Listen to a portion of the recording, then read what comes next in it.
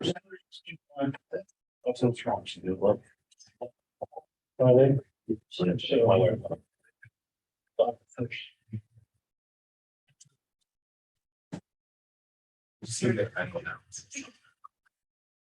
is 11:59. So where do you go? You up there? Well, yes, I might be up there, yeah. Okay. I have a meeting at 1. Okay. Well, this is gonna go to 2 or 3. Just like last week. I know, you're gonna miss that one, and you're gonna miss that one.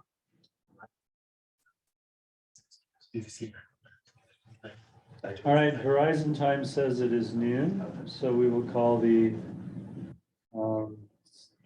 November 22nd Public Service Committee meeting to order. See, we have a public in attendance today. As you all know, please turn your cell phones off or put them on silent. And Jennifer, would you read the first item, please? Number 11, ordinance third reading, amending section 5.12.110, open container sales and consumption exceptions of chapter 5.12, alcoholic liquor and malt beverages of Title 5, business licenses and regulations of the municipal code of the city of Cheyenne, Wyoming, amending provisions governing the possession of alcoholic liquor or malt beverages in an open container as specified. Is there any kind of staff report on this? I can give you one if you want. Brody's here, and Richard, I'll let you address it once he's finished. Thank you, Mr. Chairman. John Brody, Deputy City Attorney. Nothing much of an update to report. We've received no public comment on the proposal as presented to the council, and I'm happy to answer any questions. Thank you. Either of you have any questions for Mr. Brody? I just have one.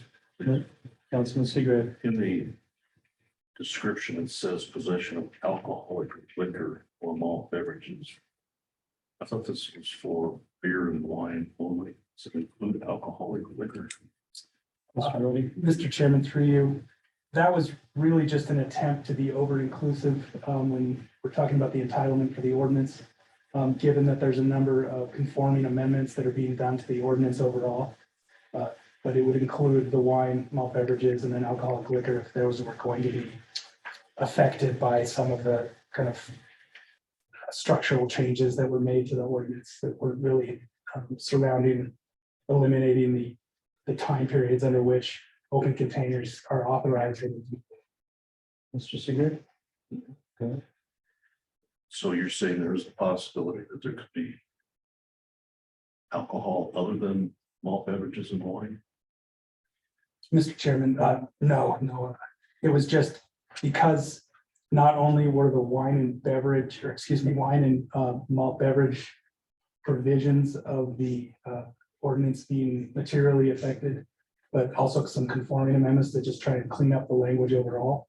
I use the broader term of alcoholic beverages just so that there would be sufficient notice to the public that generally the authority when it comes to open containers and alcohol overall could be affected. Mr. Chair, one follow-up. Go ahead. How about other than such as ballparks, or is it a possibility that there could be alcoholic beverages other than malt beverages and wine here? The only exception, Mr. Chairman, through you, there is an allowance for champagne in one of the authorities that had already existed in the city code that was affected as a result of sort of the reorganization of the municipal code provision. The proposal in front of the committee and in front of the governing body does not expand any of the practices that are currently being engaged in to something more. Thank you.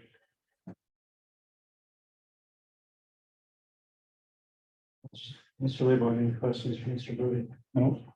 Okay. Thank you. Councilman Johnson, do you care to add anything under the staff report? I was just going to say that since second reading, there's been no changes through John or I. Okay, thank you. Is there any public comment? Yes.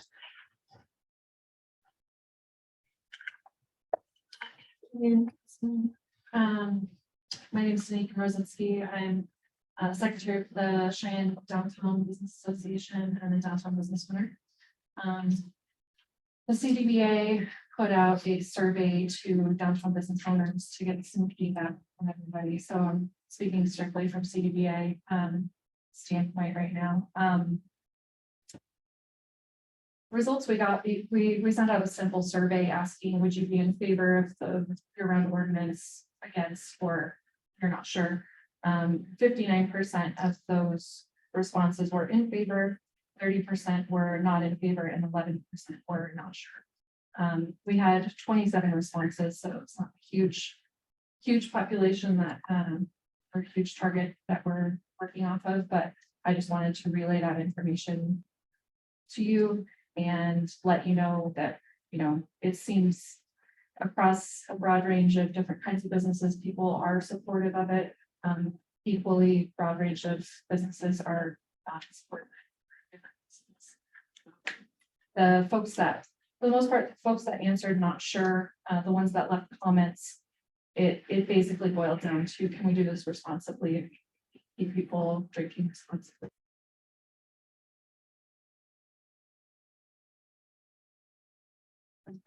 Thank you for your input and your research. Mr. Chair, Mr. Seager. three of the positive responses, how many of those? Alcohol industry. And spreadsheet. Good.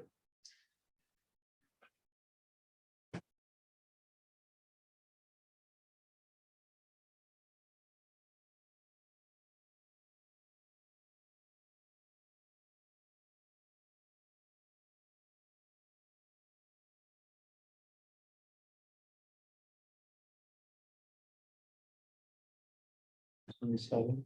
6 out of the This is just. positives. Yeah, 6 out of That's right, 26.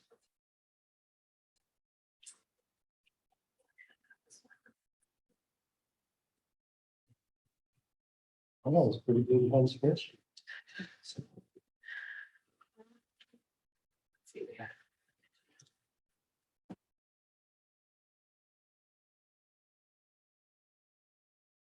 or 6 of those were. So 40%. I was in that industry, I'd be in favor. I mean, and some of the people who said yes, they aren't actually, even though they're, you know, could serve alcohol, they're not technically, they can't do it for the open container because they're licensed for it. So It's true. Could you provide that to us by Monday for a meeting?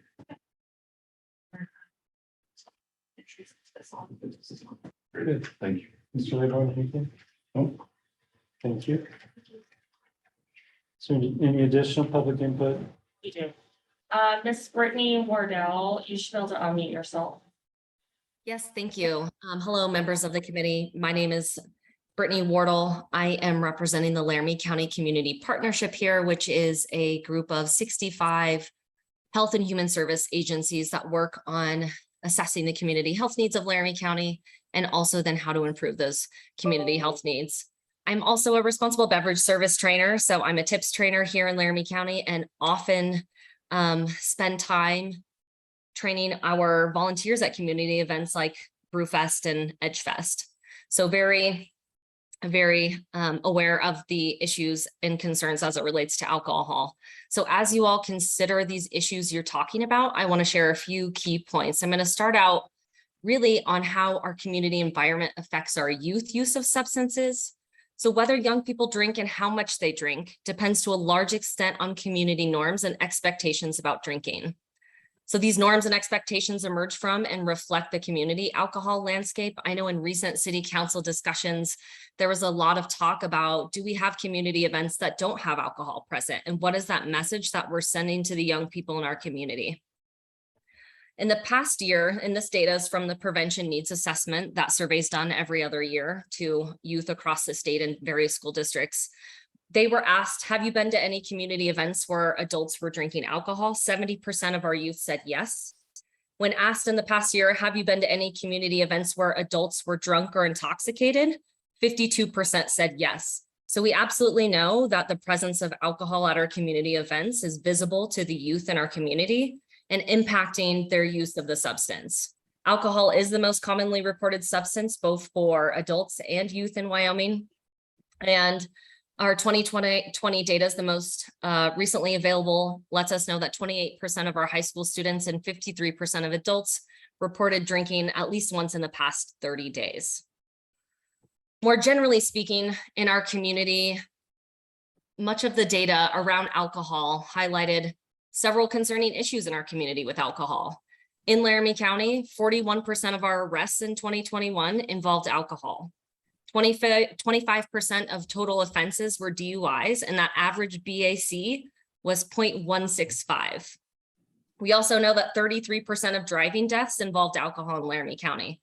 This is something that's clearly impacting law enforcement as well as those living in our community. I will also add that we know there is economic costs associated with alcohol use. Oftentimes alcohol, especially in Wyoming, is framed as an incentive, something that drives the economy, something that allows for some diversity. But there's also a significant cost associated with alcohol use. And that's really borne by our healthcare system and those in our community, especially those who are providing care to people that might have substance use issues. We know that in Wyoming, the estimated cost of excessive alcohol use, this is in 2010, was $593 million. And most of those costs resulted in losses in workplace productivity, as well as healthcare expenses for treating problems associated with excessive drinking. So as you think about allowing open containers all year, I encourage you to think about these things that I've mentioned, how this affects the youth in our community and their perceptions around alcohol. And then as you get further down this road, should you continue, I ask that you really evaluate and think about what you as the city council and what those businesses that will be serving these open containers will be doing to mitigate the risks associated with this. How will we ensure that underage youth aren't accessing alcohol out on the street when people can buy it in the bar and head outside? We know that acceptability, availability, and affordability are all factors that influence consumption of alcohol, and can appreciate and acknowledge the work that you all do to maintain a balance of striving for economic growth, but are definitely asking you to consider protective factors for the health of our communities in this issue. With that, I'm happy to stand for any questions from the group. Do you have any questions for Brittany? I have a comment. Okay, well, save the comments for the next year. Let me make sure no questions. Thank you very much. We're still doing public comments here, so. Brittany, thank you for all the information. Any further public comment? I don't see any hands raised. And there's no public comment. We have a motion so we can discuss it. So moved. Second. Mr. Laborn. Well, first of all, I want to also thank the community partnership for that very interesting and instructive amount of information. It goes along with the belief that many of us have that alcohol is not the unmixed blessing it has been presented as, certainly recently here in the city council. I feel very strongly that there are restrictions on that because of a very good reason. And I particularly was interested in the facts of participation of underage individuals in activities where alcohol is consumed. So that was well-researched and valuable information. Thank you.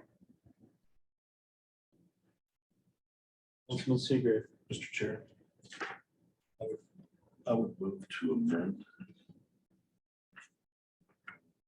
section G3A. It currently says the possession of open containers shall only be allowed between the hours of 8 a.m. and 10 p.m. My amendment would change that from noon until 10 p.m. Mr. Laborn, will you second that? Second. Mr. Seagrave, discussion. I've not been in favor of this. There are a large variety of institutions in our downtown where this is going to affect this. One of which is the church I attend. And I have to tell you that if I was going to church Sunday morning at 9:30 service and there were people on the sidewalk drinking alcohol, I would be offended by that. There are many other examples that can be brought up, but I would, if this is going to pass, which I hope it does not, but if it does, I would at least hope we would restrict the hours somewhat. Just so we don't have a lot of drunks walking around our downtown. Thank you. Mr. Laborn? Well, Mr. Chairman, my particular concern is, and it was brought up at the very beginning of this concept, is Cheyenne Frontier Days. And I just don't believe that the big breakfast is any sort of place where families should be interacting with people who are drinking alcohol. I further believe that the parade is a family-oriented occasion that doesn't need anyone drinking alcohol at it. So obviously, this amendment would remove those occasions from our family-friendly Cheyenne Frontier Days. But I also believe that there's really no good reason for this to be beginning at 8 a.m. in the morning every day. That seems odd to me. Seems unnecessary. So I support this amendment. Thank you. Okay, further discussion? I guess I should go out to the public. Any public comment on the amendment? We do have a hand. Brittany, you should be able to unmute yourself. Thank you, members of the committee. Just sharing with the group that limiting hours of service is an evidence-based strategy to mitigate harms associated with alcohol consumption. Thank you. Thank you. Thank you.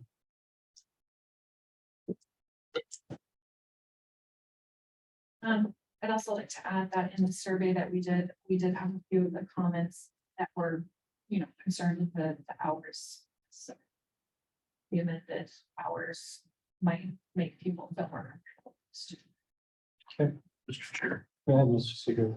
in the comments that you received, do they have? I think the one that sticks out, I think was either, I think it was maybe 10 honestly, so. Okay, thank you. I was just curious. Any other public comment? Mr. Johnson doesn't have anything? Okay, I'll save it for next week. okay. All right. Any further discussion from the committee? On the amendment, then, all those in favor signify by saying aye. Aye. Recommendation for Monday will be to amend. Further discussion on the ordinance as amended. I'll save mine for Monday as well. Okay, Mr. Lathorn, anything? Well, I'm looking forward to it. All right. With no further discussion then on the ordinance, all those in favor signify by saying aye. There will be no recommendation on that. Next item, please. Number 12, ordinance second reading, amending the official zoning map of the city of Cheyenne, changing the zoning classification from P public to CB community business for land located south of Missile Drive and east of I-25. Your staff report, please. Mr. Lloyd. Mr. Chair, members of the committee, my name is Seth Lloyd. I'm with the City of Cheyenne Planning and Development Department. The proposal in front of you today is to change the zoning of a parcel from P public to CB community business. This parcel was once owned by the city, and hence that's why it was zoned P public. As part of the process of selling this land off, the applicant was informed that they needed to change the zone at some point, and are finally getting to that point. The proposal is to change the zoning to CB, which is the zoning of the adjacent land. CD zoning is appropriate at this location and is what is anticipated by the future land use. Is an appropriate zone district for the anticipated future land uses of the site. The planning commission heard this item and recommended approval. Staff also recommends approval of this item, and I'm available for any questions. Before we get to quick, can I ask the area south of there, between the property and Crow Creek, is that privately owned or city? Immediately adjacent to this parcel to the south is owned by the city. All right, any questions for Mr. Lloyd? Mr. Seagrave? So, sir, through you, why would the city continue to own that parcel between this Greenway. for the Greenway? So, Mr. Chair, the property immediately to the south of this one is part of the floodplain and also potential for greenway type recreation. So there's potential to help mitigate issues with the creek by owning that land. The city frequently owns the land where the creeks flow through the community. And so by having that extra land around the creek, we can put in flood control devices. We can make the stream meander more if that's a desire. We don't necessarily have to own just the creek bed, but also the underground creek gives us more versatility in controlling the flow. I just remember from years ago that this was basically an unusable piece of property. You couldn't get to it. To follow up on Mr. Lloyd's comments, there was a plan like 2 or 3 years ago, and I think Mr. Label can address it to redo the creek through that area, and it's kind of been channelized and to go back to what the natural flow had been, which would help restore some of the water purity in the area. And I think that's why we have that. Great. Well, and Mr. Chair, through you, if my memory serves, this is just my memory, there were some parcels of land that were not owned by the city along the creek, and we either acquired them or swapped them to kind of make contiguity and access along here. So the city now owns land all the way from I-25 all the way to whatever that street is, Westland Road, I think is still its name at that location. So I think we own all that land, so now it's all accessible. We could put a greenway through the And next. there was discussion on extending the green rapid base. Excellent. The Hope we do it. EUL is on the opposite side of it. Excellent. Thank you. Mr. Laborn, any questions? Well, I have some comments and questions. So knowing the Pat Griffith Park origination was going back many years, he really wanted this to be part of a creekside improvement that would also benefit his property, which is now be a car dealership. So one of the questions I have is here, just on the edge of this red line of the subject property, is that drainage coming down from the north to the creek. So I assume that easement and that drainage is it is? Mr. Chair, through you, the changing of the zoning would change any existing easements, and site development would address any current drainage scenarios out there. So when they develop the site, they'll submit a site plan, and with that site plan, they'll demonstrate how they're addressing water quality issues. They might put it in a pipe, they might leave it as a swale, or they might reroute the drainage. Those are all options available to the landowner. So in terms of this zoning, as I recall previous proposals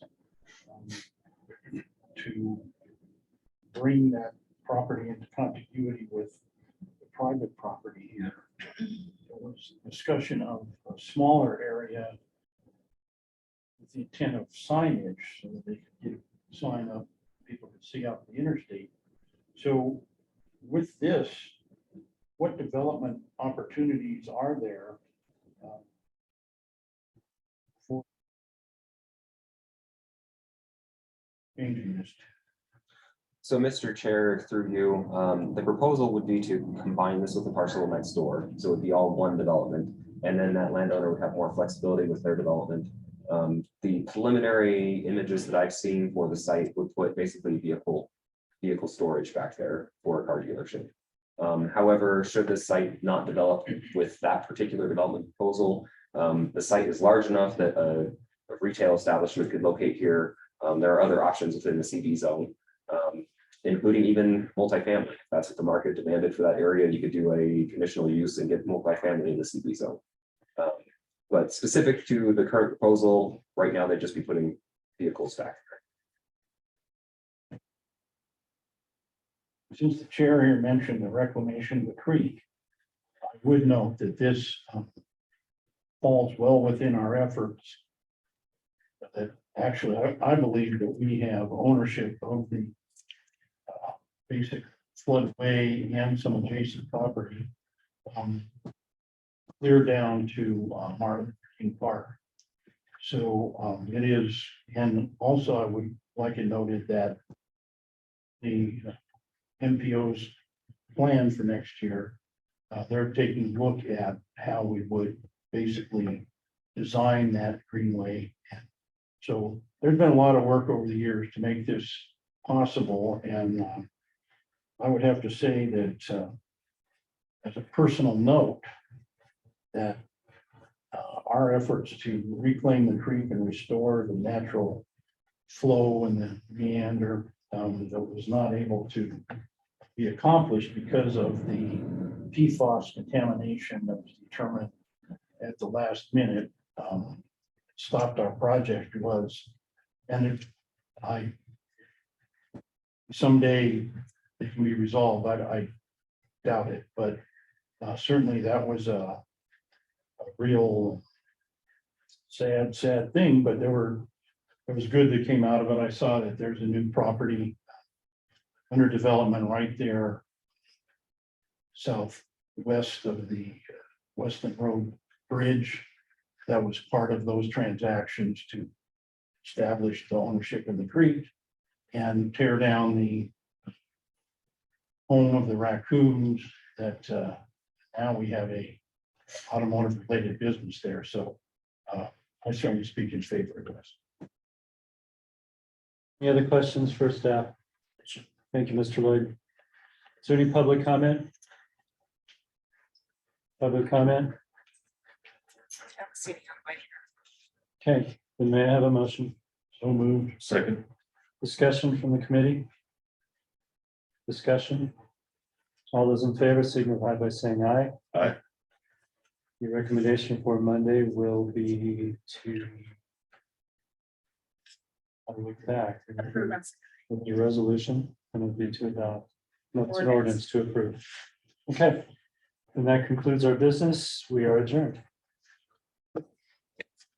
Good question.